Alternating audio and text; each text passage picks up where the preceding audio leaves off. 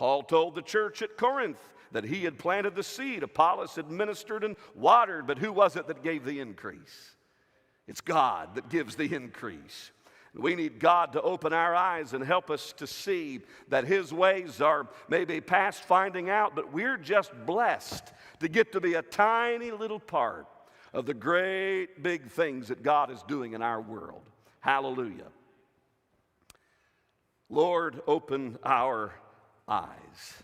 Elisha's servant is consumed by this, and it seems like he doesn't even really see any possibilities that anything could be any different.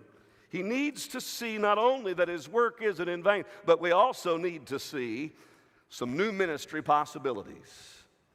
Later this year, we'll be coming up on 13 years of pastoral ministry in Harkers Island, and God has given us some good years there. We have some wonderful people, and they're long suffering. They've suffered long with me, and I'm thankful for them.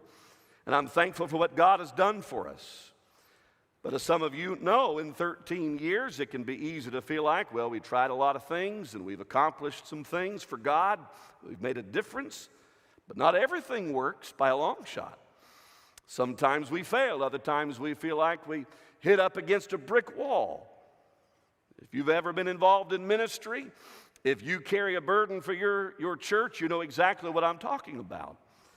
And in those moments, we need to pray, Lord, what do we do right now? Where do we take the resources that we have? Where do we put our focus? Where should we be investing now?